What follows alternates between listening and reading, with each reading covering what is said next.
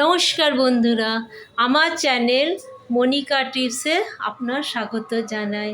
আজকে আমি কিছু আপনাকে শরবতের উপকারিতা বলবো। কোন কোন শরবত খেলে শরীরে কাজ দেয়, তার মধ্যে একটি ডাবের জল হচ্ছে।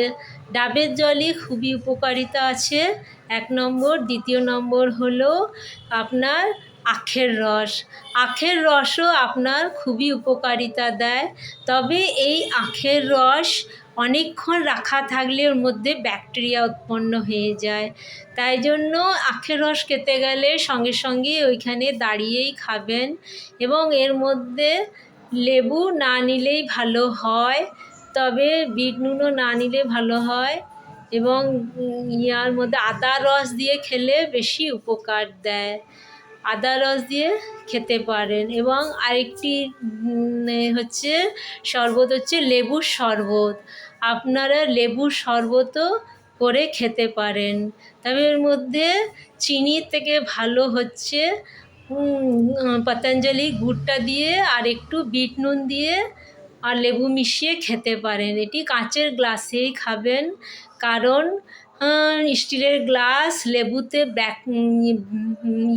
বিক্রিয়া করে, তার জন্য ক্ষতি করতে পারে। কাঁচই উপকার থাকে, তাই জন্য কাঁচের গ্লাসেই খেলে বেশি উপকারিতা দেয়। বাজারে যে পেপসি কোকাকোলা পাওয়া যায়, তার থেকে এই লেবুর শরবত অনেকই ভালো, আখের রসও ভালো এবং ডাবের জলও ভালো। তবে ডাবের জলের দাম বেশি, তাহলে আপনি লেবুর শরবত ও আখের শরবতই খেতে পারেন। এবং পেপসি কোকাকোলা খেলে ওর মধ্যে কেমিক্যাল থাকে এবং ওই কেমিক্যাল আমাদের শরীরে চলে যায়।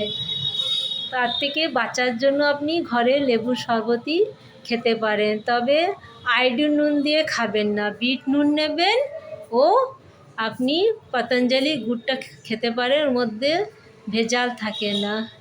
যদি আপনার এই ভিডিওটি ভালো লাগে তাহলে আপনি লাইক শেয়ার অবশ্য করবেন। এই বলে এখানে ভিডিওটি শেষ করলাম। সবাই ভালো থাকুন, সুস্থ থাকুন।